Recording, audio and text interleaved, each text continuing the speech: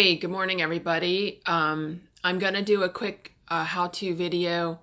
I'm gonna just show how to do a little patch on a piece of felt, and I'm gonna be using my very nice Mauzer International Chainstitch machine, which is very much like a Singer 114W103. It's a replica machine that's produced now in India, and it's an amazing machine and it works great. So let's get started. Basically, I'm gonna do a cupcake. I found this cupcake image on the internet and I put it in different sizes onto this piece of paper. I didn't like the length to width ratio, so I adjusted it to fat, medium, and thin, and I'm going to use the thin one. So I've cut that out, and that's going to be my guide. I'm today working on some felt that I got at one of the big box stores. It was 12 pieces for I think like $4 or something. So I've chosen to do it on this blue, and I have my thread choices there for the colors, and then I have underneath my machine the brown thread that I'm going to be using for the outline, and it goes up and over to my tension.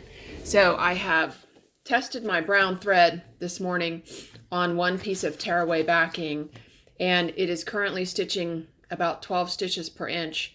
I played with the tension a little bit to get over here, and I want some nice loose loops with very little tension for what I'm going to be sewing. Okay, so I'll put you guys into the phone holder here, and hopefully you can see. I'm going to move my felt out of the way, and I'm going to get started sewing my outline. I'm going to be using blue felt, and I'm going to be making a patch, so I'm going to leave a little bit to the edge. So I've just tested my machine, and now I'm just going to go around and I'm going to do the outline of the cupcake. Then I'm going to tear away my paper. This doesn't have to be perfectly accurate because you're going to tear away the paper, and so no one will see it later. I probably should just go around the outside instead of trying to go through the middle.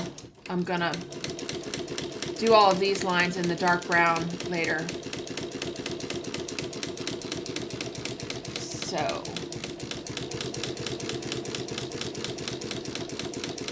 So you'll notice, like, oops, shoot, went off there. My left hand isn't actually touching the fabric. You don't need to hold your fabric at all when you're sewing. I'll go back over here and we'll just pretend that's bigger. So you really don't need to hold your fabric at all. You just need to go on around, do your thing. I'm not using any backing right now on this felt, and obviously because I'm talking to you guys, I lost my direction a little bit, so I'm going to go back over to here, finish this off, and go back over here. So it's important to note I'm really not holding my fabric at all. I want to have the lightest touch on it so I don't disturb the sewing. So I'll just finish this off here. So I'm doing the outline. I'm going to fill with the color, and then I'll come back last with an outline.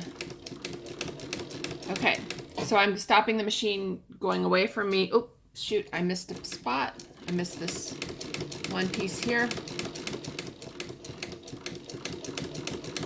Okay, now I'm going to stop and change my thread color. So I pull some slack out from the bottom. I lift up my foot.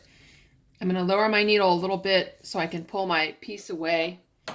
And then I'm going to come in here and grab the thread on the right because I know that's the one from the bottom. I'm going to cut my loop, pull my stuff off my thing, my needle, and there's my outline.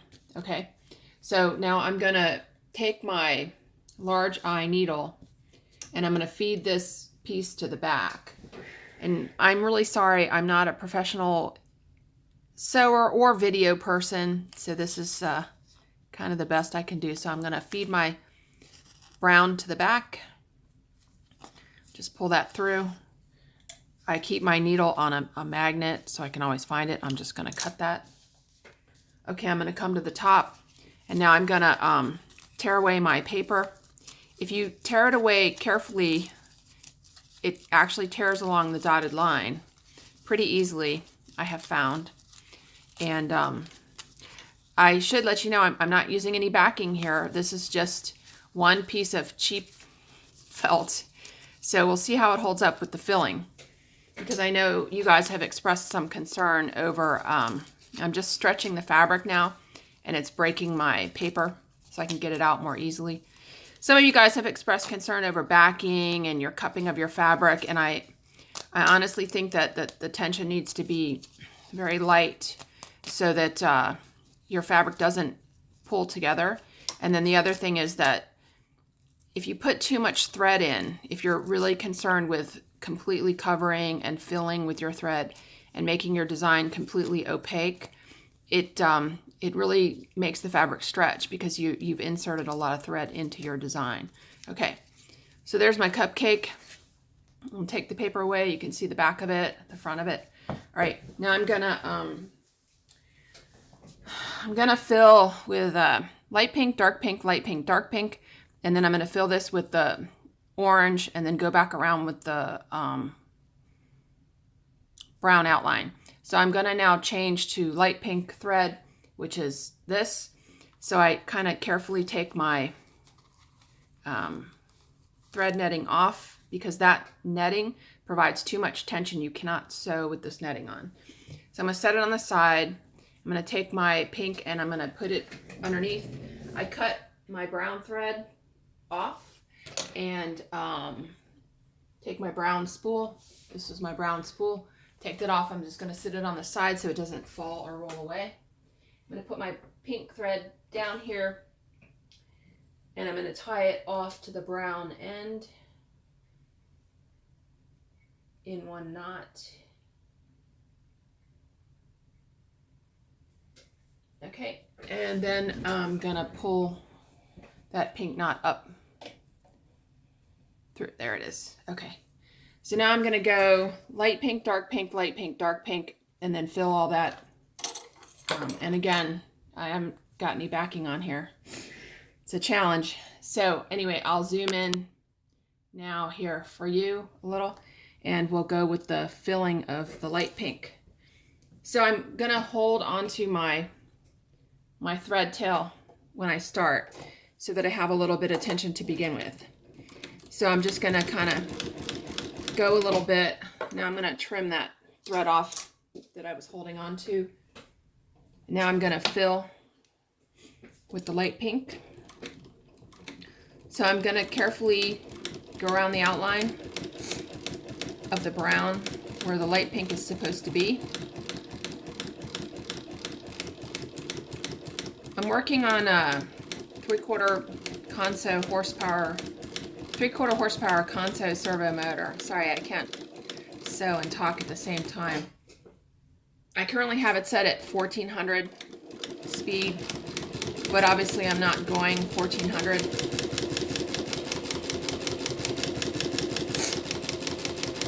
I'm really sorry, the video's wiggling a lot. Let me pause the video and put my holder on the other table. Hang on. Okay, welcome back. I just put my cell phone holder on the other table, and I'm going to zoom back in here and resume filling of the top of the cupcake. And I'm sorry, just trying to get you guys centered in there. Okay, back to the filling of the cupcake. Icing.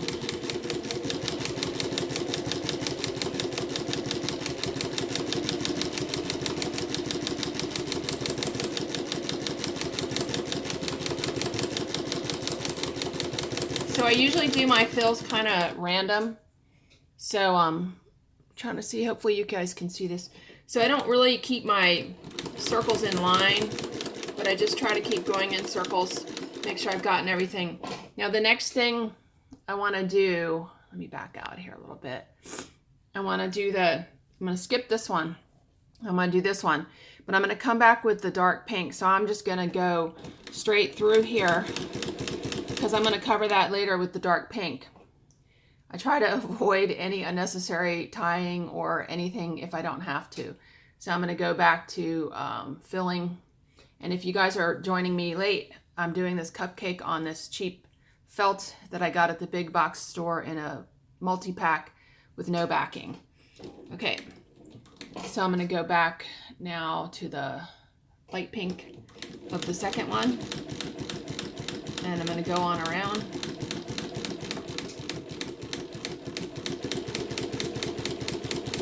So I'm circling the outline twice. If you guys have any questions about what I'm doing, I would recommend that you join the Facebook group Chainstitch Embroidery Machine Singer 114W103 Cornelli and more. I'm pretty active in that group, and there's lots of other people as well that are very helpful. And if you're a beginner, you're starting out, or you have questions, please join that Facebook group. And there's lots of people, lots of experience, much more experience than I have, that are very helpful and willing to help you. So I'm filling now, and I'm looking at my stitch, and I'm seeing it's a little tight. So I'm going to reach under my table and loosen my tension about 2 full revolutions and see if that helps. Hopefully you guys can see. So I'm just doing this. I'm going to go back here where it's a little thin. I just wanted to do this video so you guys could kind of see the full process from start to finish. In case you guys have questions, you know, this is all sort of real time here. I'm going to go back here because I kind of didn't get too close to the edge. So I'm trying to be efficient and fill with the least amount of thread, but still get coverage. And you know, this isn't machine embroidery, it's by hand, so you're going to get a different look. And if I missed a spot, then I'm okay with that. So now I'm going to go back and circle across all of those circles that I just made to like really nail it down and give it a good solid look. Okay, so that's it for my light pink. I'm going to switch colors to the dark pink now. So I pull out my thread. I'm going to pull my part away. I know that the thread on the right comes from the bottom, so I'm going to pull that out. I'm going to cut this, pull my piece away, and now I'm going to take my pink, my dark pink.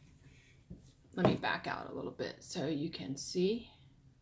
I'm going to take my dark pink and attach it to the light pink, tie off.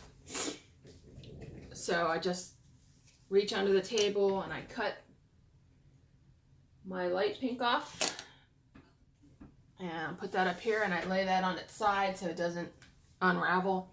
And now I'm going to take the dark pink. I'm going to stick it on my sponge holder. I'm going to tie it to the light pink.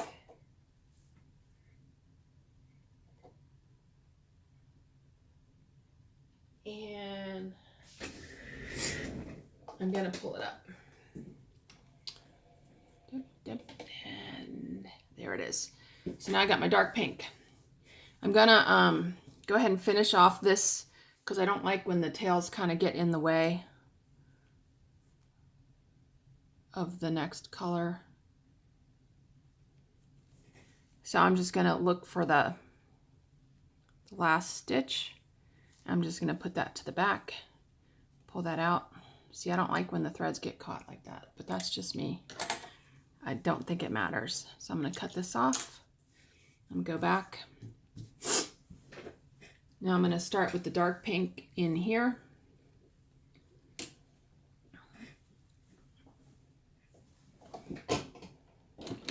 I'll leave you guys zoomed out for a minute so you can kind of see the machine turning. And again, I'm not using my left hand at all. I'm not touching the fabric with my left hand. at all while I'm doing this.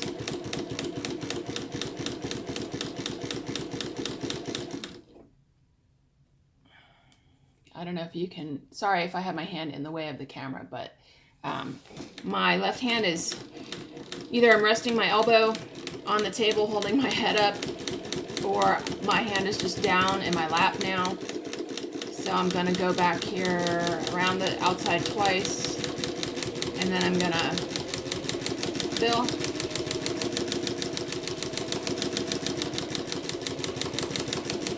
And I don't know, my loops still look a little tight, so I'm gonna give the tension one back off, one full rotation.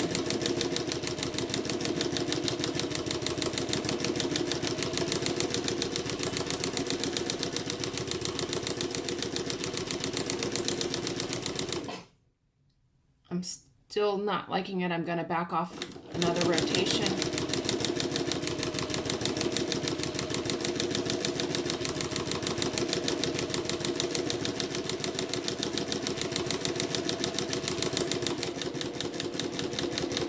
To get all the way around the edge. Now I'm going to go back through my parallel lines that I just made and do like a loop-de-loop. Okay, now I got to go to the next pink one, and I can't go there through the light pink. So I'm gonna turn until I'm going sewing away. Gonna have to stop this color.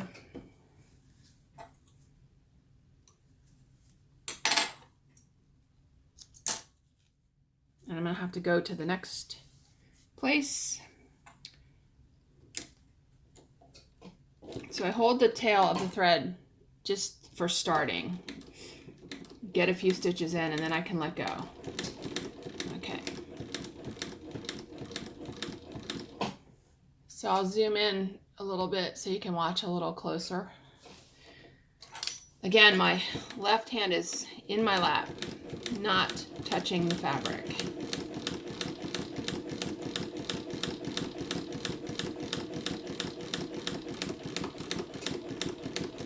I'm not real worried about where I'm going because I'm going to come back with the dark brown and do an outline. And so if I mess up the dark pink, I can cover up the dark pink. So now my loops are looking pretty fluffy, which I'm happy with because it's less tension. And you'll notice that my felt is curling just a little bit, but not a lot. And that's what I want, because I want this to be able to go through the washer and the dryer and not have to iron it afterwards.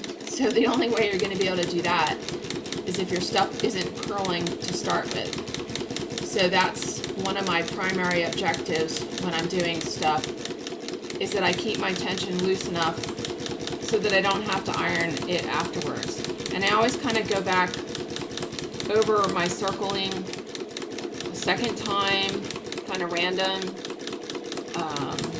just to make sure that I catch everything down. Okay, if I see any loops sticking up, I just go back over it. So that's it for the pink. Now I'm going to fill the bottom. I'm going to fill the bottom of the cupcake with the golden yellow.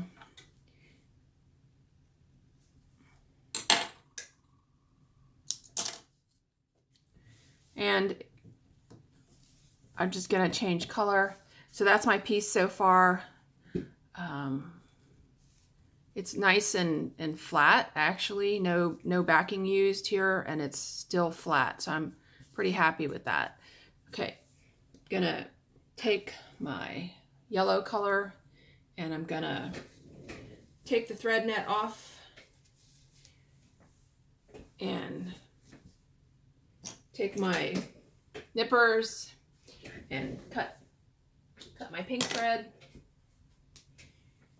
Take my pink thread off and set it on the side so you don't drop it or it rolls away, which is horrible, horrible. I am using Mauzer silk floss thread from Abdul Bari. It The silk floss has a little bit of a sheen to it. I love it, and it fills really well. And again, this is the Mauzer silk floss from Embroidery. So I'm pulling up, I tied the yellow to the dark pink, and I'm just pulling up the yellow now. And now I'm gonna start filling in here. Now my understanding when you're doing chain stitch filling, even though this is all the same area, but it's the same color, that you don't want to cross the lines. That's not appropriate. So I'm gonna go around each rectangle in the cupcake part individually, and then I'll come back with the brown and do the outline. So I'm just gonna, I hold on to the thread for the beginning and then snip the tail off and then get going. So hopefully you can see this. I'm gonna go kind of careful on the bottom. If I get it wrong, the brown, the dark brown that I'm gonna come back with will fix the shape. Okay, I'm gonna go up.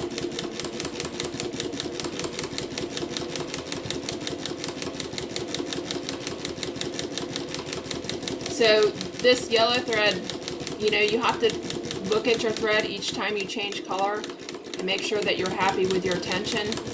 So I actually like this yellow thread is coming out nice and fluffy, which means I don't have a lot of tension. So now I'm done with this one. I'm just going to cross over the brown because I'm going to come back later with the outline. So it doesn't matter if I cross over it. The new thread will cover the old thread regardless of what color you're doing.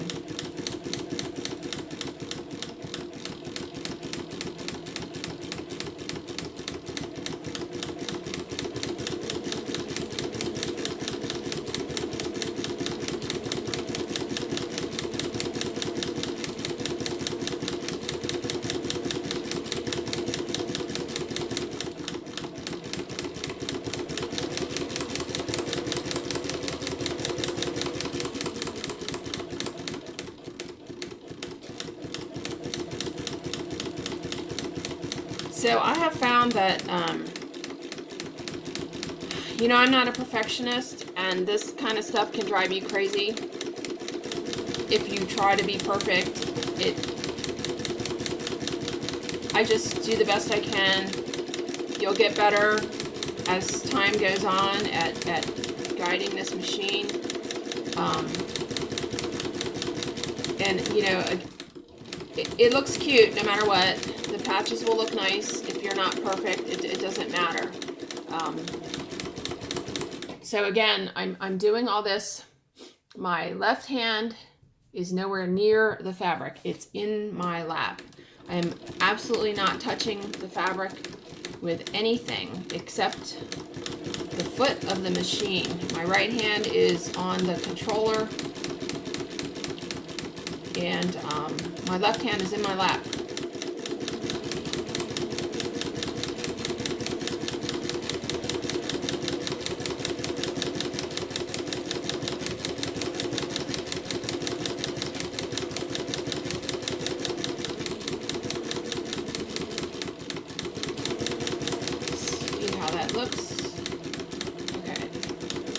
So I'm on my last part of the cupcake now.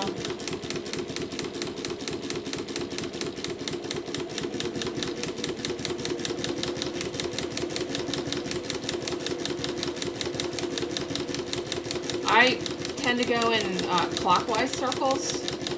It's just the habit I've gotten into. I don't know, it doesn't make a difference which way you circle necessarily, whatever is good for you. You know, there's no one right answer to this. Okay, so now I'm done with my yellow fill. I'm gonna stop and I'll zoom out here a little bit. I'm gonna change to the dark brown. So I lift my foot, I pull some slack out from below, I pull my piece away, and I pull this side out. I'm gonna cut it and pull that off the needle. And then that's my thread from below here. So I'm gonna go turn my fabric over, where I went from the top dark pink to the bottom dark pink, I can pull this thread out, and all the starting threads, you know, you can cut off because you've already gone over them and secured them down. The ones on the top need to be fed back to the bottom. You pull your last stitch tight, and then you feed your thread back to the bottom. So I'm going to do that now so that they're not in the way when I'm trying to do the outline. But you can see what it looks like from the bottom side and the top side. So I'm going to feed these to the bottom. And you don't really have to make a knot or tie off on the bottom, especially like if this patch is going to get sewed down somewhere. You can I push it through to the bottom, and I pull it kind of tight, the last thread, and you can sort of just feed this back through a couple of the stitches and pull it through, and it'll stay. And you leave a tail when you cut the thread, but I'll show you that in a second. So I'm using this big fat needle with the big eye, which is easy to thread, and I'm putting it through as close to the last stitch as possible. Then I'm gonna just feed it through a couple stitches. And when you do that, you want to make sure that your needle isn't coming through the top, or at least stay in the same color, so if it does, you don't see the thread from the top. Have had that happen, and that's not good. It's very hard to get the thread back out. So again, I'm just putting it on my needle. I'm sticking it through to the back side. I'm gonna pull it through, put it under just a couple pieces of thread, pull that out, and now I'm gonna cut all my tails off here. I'm gonna leave about a 1/2 inch to 3/4 inch of a tail. And these are a little long here. Let me cut this. Cut this. Okay, now I'm gonna change to the brown thread, and I'm gonna do the outline. So you can see this cupcake on this cheap big box craft felt, which is actually like almost so thin you can, here, let me see, you can kind of see the light with the light behind it. You can see through it. It's pretty thin, but it's working pretty good, and it's still nice and flat. Okay, how do I get it to stay flat like that without curling? I'm not 100% sure. I think it's in spite of not using any backing, it's just having a nice loose tension so that my stitches are not really tight, and filling with the least amount of circles that you can do to get color coverage of your fabric from underneath. And that's how it happens, and it's nice and flat. So I'm going to go ahead and take my brown thread that I did the outline with, and I'm going to tie that off to the yellow that we just finished.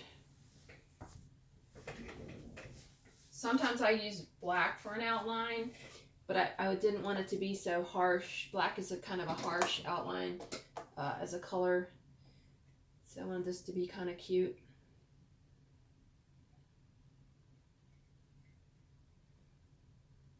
So I'm tying my knot. Now I'm gonna pull the dark, sorry, got stuck on my sponge down there. Pull the dark brown up. Now, when you do that outline, you want to think a little bit and be kind of careful so that you don't go around one place a lot more than another. You have to kind of pick and choose. I'm going to just adjust you a little bit here so you can see everything. Oh, that's not good. So you have to kind of pick and choose where you're going so that you don't do stuff too many times. So I don't know. I try to look ahead where I'm going. So I was holding on to that tail for a minute there. I'm going to cut it and toss the tail. Now I'm going to try to go through my cupcake, and I'm going to aim for like maybe twice on the inner lines and maybe 4 times on the outer lines.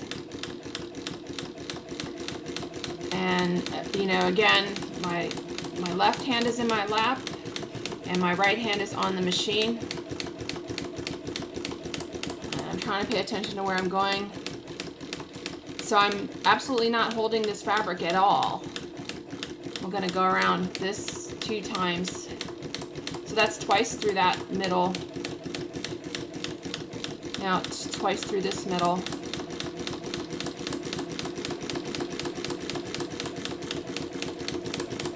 Twice through here. I forget. I think that's twice.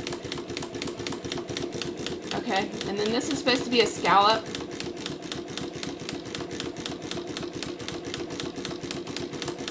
Okay, so that was once through there. Okay, I just messed that up. Oh well. Okay, now we're going around the outline,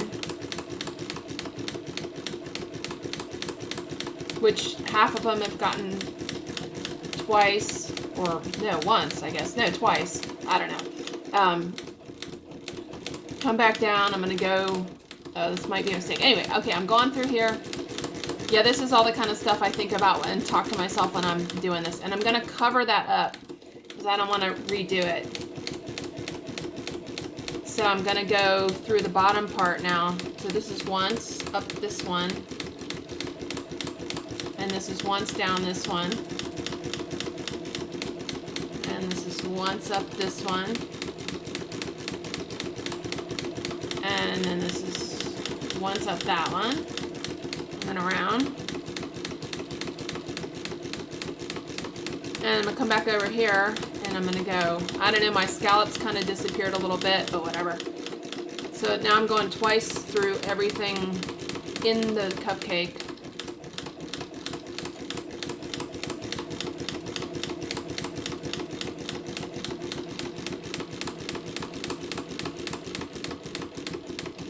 Okay. And then I'm gonna go around the outside.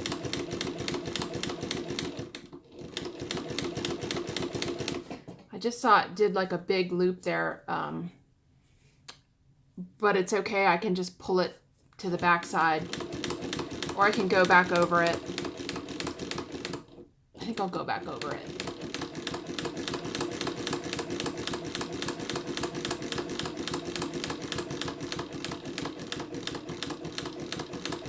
Okay, now we're going to go around the outside of the cupcake.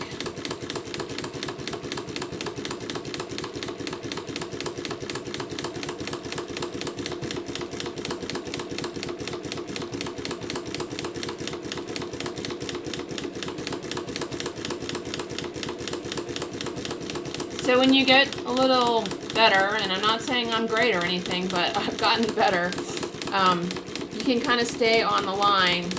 So even if you have to go around your thing like, 6 times to get to all your places, if you stay on your line 6 times, it will still be a nice thin line, but it might start to get fluffy. And I usually try to stick to 3, 4, 5 times around.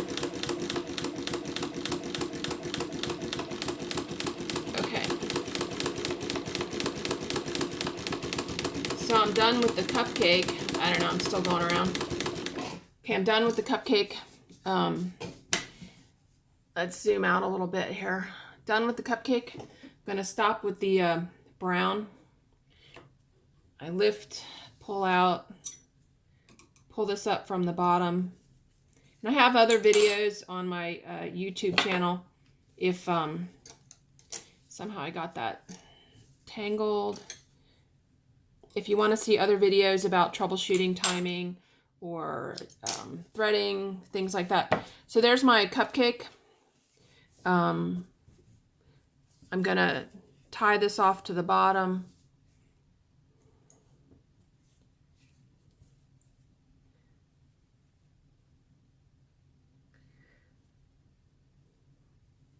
So I pull the last thread tight, push the thread to the back. Pull it out. I'm gonna stick this back through this thread here. Pull it tight. Trim off my start and finish. And there's my cupcake. So you can see I did it on this like super cheap felt that I didn't use any backing at all. And I made a patch the other day with this, and I did put it through the washer and the dryer. Well, I sewed it onto my clothes and I put it through the washer dryer. It came out just fine. So now what I'm gonna do is I'm gonna trim my patch here. Hopefully you can see this on camera. I'll try to be careful at this. I'm gonna trim around my patch.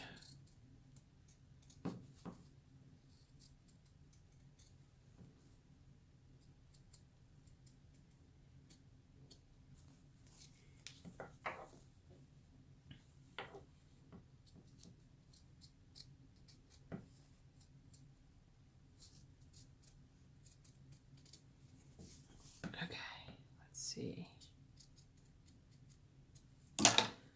So there's the finished cupcake patch, and so you can find a blue that matches this, and you can chain stitch this down to another piece of felt if you want. But hopefully that's how you make a patch on cheap felt with no backing. See, it's not hard. You can do it. Just keep trying. If y'all have questions, join the Facebook group, Chainstitch Embroidery Machine, Singer 114, Debbie 103, Cornelli, and more. And you can ask questions in the group. There's a lot of people with a lot of skill in that group. So hopefully you can kind of see. Let's zoom in here so you can see.